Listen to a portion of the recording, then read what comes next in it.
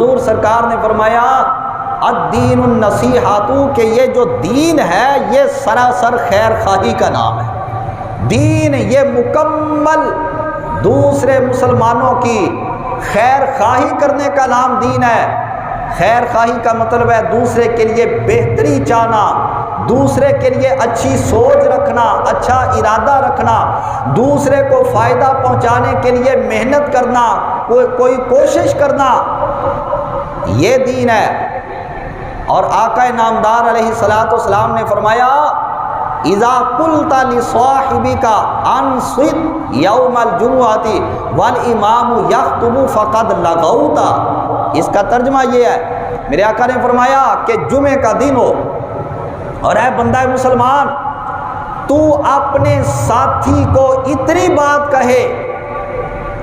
اس دوران کہ جب امام خطبہ دے رہا ہو، جو عربی خطبہ پڑھا جاتا ہے جماعت سے پہلے، وہ خطبہ امام پڑھ رہا ہو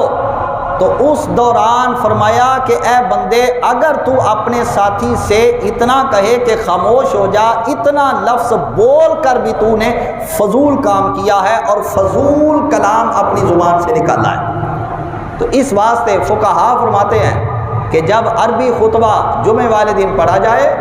تو ایسی صورت میں جو سامعین ہیں ان پر لازم ہے کہ وہ خاموش رہیں، ہمتن گوش ہو کر پوری توجہ کے ساتھ وہ سنیں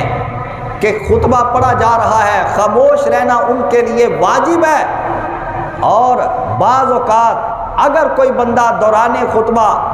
کسی سے بات کرنے لگ جائے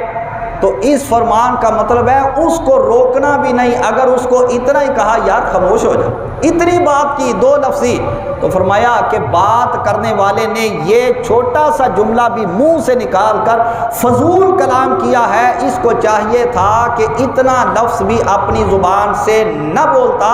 مکمل طور پہ خاموش رہتا تاکہ یہ فضول گفتگو کرنے سے اپنے آپ کو محفوظ کر لیتا۔